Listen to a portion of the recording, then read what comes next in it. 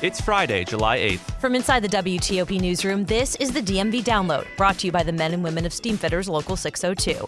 Get an estimate and learn more at steamfitters-602.org. Today was a busy one on Capitol Hill, and the Commanders are back in the news as owner Dan Snyder has offered to testify to a committee investigating sexual misconduct and workplace allegations within the team. WTOP's Mitchell Miller tells us this comes after Snyder all but ignored a subpoena. But just the fact that he would actually get before the committee, that would be a big get. And have you changed jobs lately? The latest jobs report finds America added more jobs than expected this month. WTOP's Melissa Howell joins us to share an expert's take on the Great Resignation. We're looking at about 2 jobs to every 1 employee that's in the market. So that just gives you an idea of how many folks have opportunities.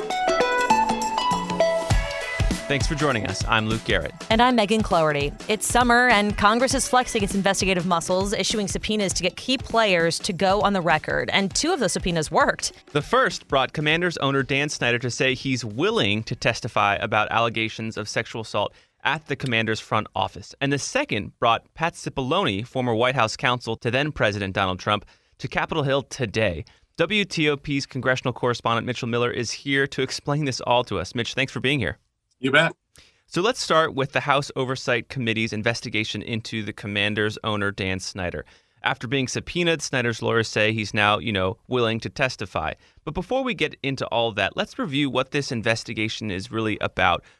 Right. So a lot of people wondering, why is Congress investigating a professional football team? Well, this all goes back to the issue of workplace misconduct, tie into the Me Too movement, all these concerns in connection with Congress about what was happening with the Washington Commanders. Now, a lot of these allegations go back a long ways, but there's really 2 tracks here. One of them involves dozens, frankly, of allegations of sexual harassment of basically women who worked in the organization who said there was kind of this frat boy, kind of heavy drinking, pushing women to do certain things that men wanted them to do, and that this was all just being part of the culture, a bad, toxic culture with the Commanders. So that is the thing that really kicked things off. And then as that investigation moved forward, there was some concern about whether or not there was a shadow investigation being done by Dan Snyder and whether or not they were actually trying to put legal pressure on some of these women, including former cheerleaders and former managers with the team, to try to get them discredited. And then finally, the fact that there is one allegation, which Dan Snyder has denied, made by Tiffany Johnson, who used to work in the organization, that he put his hand on her thigh and made some moves toward her at an event. And that is also under investigation right now, separately by the NFL. You may recall a few weeks ago, we talked to Mitch about NFL Commissioner Roger Goodell, who appeared remotely and testified to the same committee. That was also the day they were expecting Dan Snyder, or he was supposed to testify. Today's news is basically that his lawyer, Mitch, is saying, okay, these are the days we're available, but I guess someone who's tracking his yacht says it's still in Italy. So I guess he'll be remotely testifying, but what are the days that they're offering, and what's the news today? Right. The fact that the lawmakers know that he's been basically traveling around Europe really kind of ticks them off. Carolyn Maloney, the chair of the House Oversight and Reform Committee, has made that very clear at the past hearing. And then you had, as you mentioned, the NFL commissioner, Roger Goodell, spent a good amount of time answering questions from lawmakers. Frankly, I was surprised that he appeared at that hearing. I thought they would try to delay it over time. But this is what Dan Snyder has been doing. Now, this latest back and forth between the committee and his legal team essentially says that, I was over here on business, he says, in connection with a variety of issues. He also says that his mother, who died a year ago, there is going to be a special event in connection with her to commemorate her in Israel this month. But all of that said, the lawyers for Dan Snyder say he could join the committee on a Zoom call or virtually sometime around July 28th or 29th, which would be right before Congress takes the final break into August. So I think we're going to see a lot of back and forth again, and the committee is probably going to try to put pressure on him to testify. They do say the committee has told WTOP that it has received this letter and that it is going to be trying very hard to get him to testify. Now, what he will testify to, I think that's a big question as well. I think he's going to be lawyered up, and there are going to be a lot of questions where he's going to say he simply can't answer those because they're under investigation. But just the fact that he would actually get before the committee, that would be a big get for the committee. And now shifting to the second investigation, big investigation on Capitol Hill. That's the January 6th investigation committee. And just today, Pat Cipollone, sat down to testify, not in prime time, not on cameras, but just to the committee. Who is this guy and what's at stake with his testimony? Well, the former White House counsel, Pat Cipollone, really came to national attention, believe it or not, a long time ago, what seems like a long time ago, it was only a few years ago, during the first impeachment hearing where he defended former President Trump in connection with the allegations related to Ukraine. Ironically, he was defending the president, saying that essentially an impeachment would overturn the election results against former President Trump. Now he's in the interesting position of actually defending the president in another case where there's allegations that an election was attempted to be overturned only by the former president. Now, all of that said, Pat Cipollone, by all accounts, or at least recent testimony from Cassidy Hutchinson, a former White House aide, is that he tried to push back on some of these wilder ideas that some of the inner circle that former president had with Rudy Giuliani and others who wanted to overturn the election results. He was very cautious, apparently, saying that they needed to be concerned about legal ramifications related to this. And then Cassidy Hutchinson, with her explosive testimony, stated that he at times actually confronted former White House Chief of Staff Mark Meadows during the January 6th insurrection, saying, we've got to talk to the president. We've got to stop him. He also said that they could get in huge legal trouble, according to Hutchinson, if everybody went down to the Capitol, as they ultimately did. So this is why the committee really wants to get at the heart of what he knows. Now, the fact that he was the former White House counsel does mean there are legitimate issues related to executive privilege. So there are things that where he talked directly with the president, he's not necessarily going to be able to state what he said to the president or vice versa, but he can confirm some of the things that Cassidy Hutchinson said. Do you think it's because of that executive privilege? That's why it was behind closed doors, Mitch? Yeah, absolutely. I think what's going to happen, because this was behind closed doors, we're probably going to see parts of his testimony rolled out in the final two hearings, which will be next week, public hearing. So I think there are, as I mentioned, really major issues related to executive privilege. Sometimes the former president has just tried to throw a blanket out there, but this is a case where there are definitely those type of issues. And the committee is sensitive to that, and they wanted to get his testimony. So there was some give and take to make sure that he can say what he feels he can legally say without jeopardizing anything that he did in connection with the president. Continuing with our look ahead, you were writing for WTOP that Governor Glenn Youngkin might be stumping for GOP candidates around the country. And there are whispers in opinion columns, apparently he might be considering a run for president in 2024. What are you hearing about that? Well, as my colleague Nick Iannelli has also looked into this quite a bit, and it's interesting that this just kind of popped up in the last few weeks, and it basically came about because Glenn Youngkin went to New York and he raised a lot of money with some mega donors, and that got people buzzing about, is he now already looking at the national political scene? And I think part of the reason for this is Virginia and New Jersey are the only states that have gubernatorial races in the past year. And obviously, he got a lot of attention because he was able to raise a ton of money, and he upset Terry McAuliffe, a well-known political name in Virginia, in that governor's race. So a lot of people are looking, frankly, to kind of glom off of him a little bit. They think that he can raise money for GOP candidates and also maybe show that there's a little wiggle room in connection with former President Trump. As you'll recall, he sort of distanced himself from the former president and was able to walk this political tightrope while at the same time really hitting strong on issues that a lot of people were concerned about in connection with the pandemic, about school boards and critical race theory. A lot of these issues he's really leaned into hard, and many Republicans and strategists on the GOP side are impressed with what he's been able to do. Now, a lot of people say, wow, this is way too early for him to be thinking about a presidential run in 2024.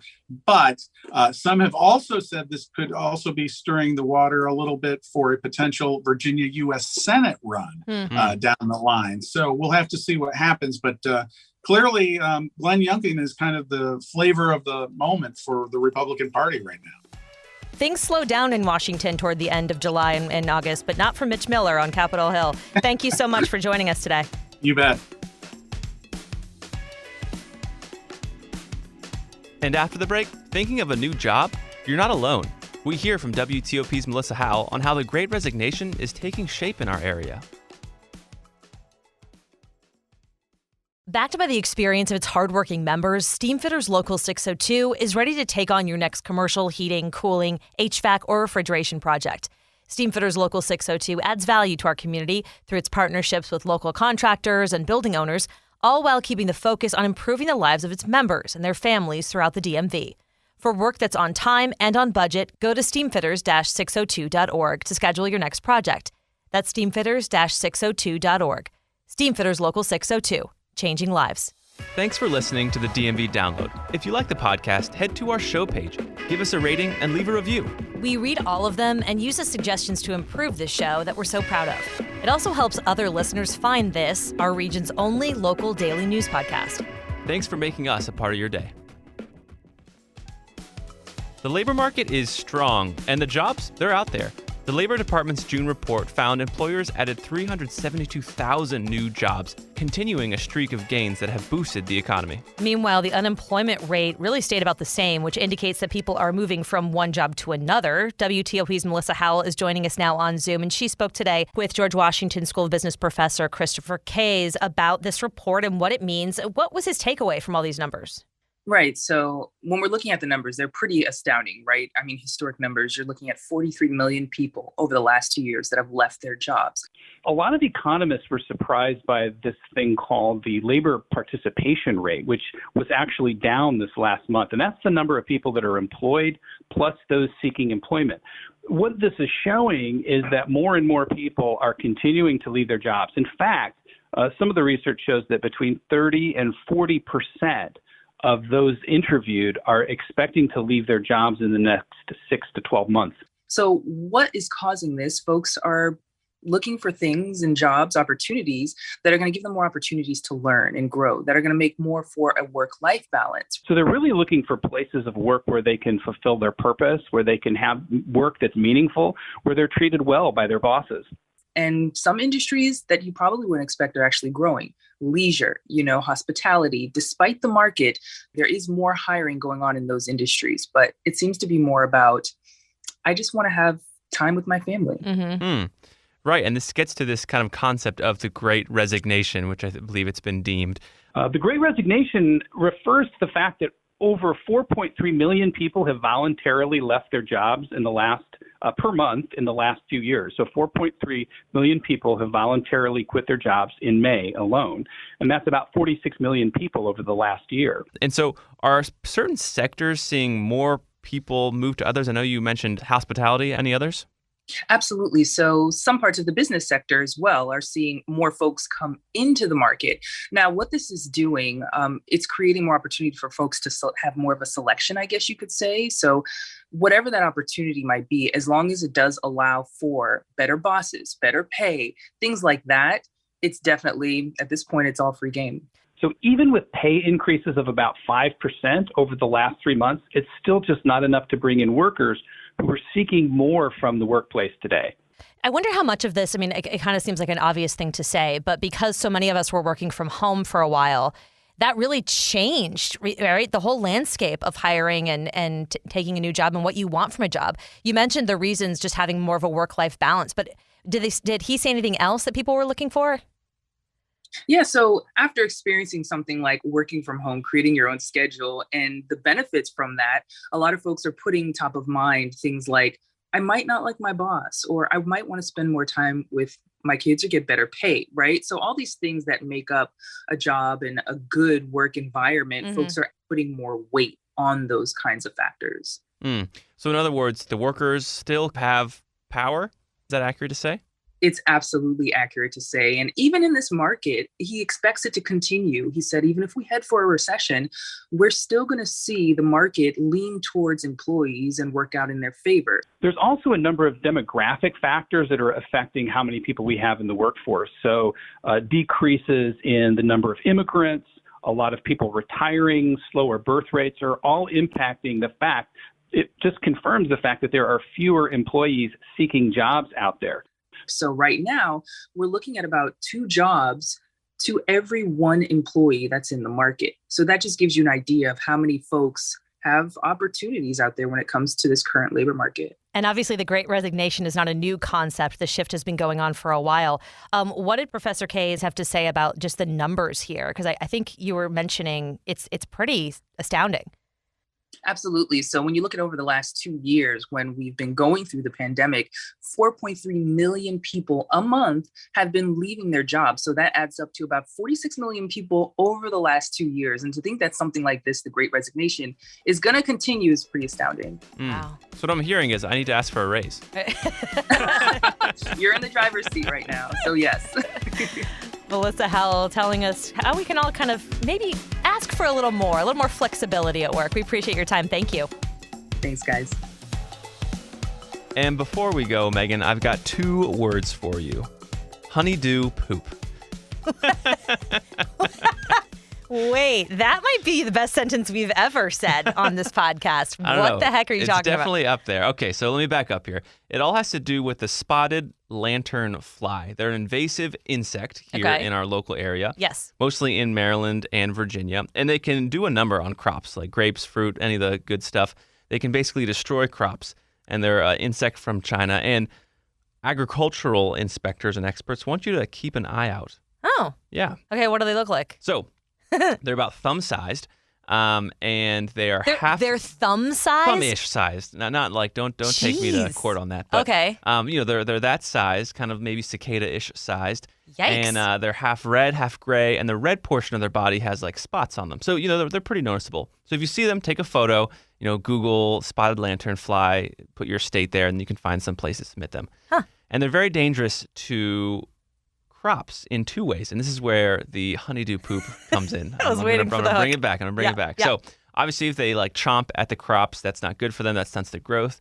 But the main way that they really hurt local crops here is that they poop this thing called honeydew, and it's a sweet thing, and so it really makes mold grow on the crops, and then that mold like really decimates crops. So wow. There we go. That's the full circle story. I was not today. expecting what you just said.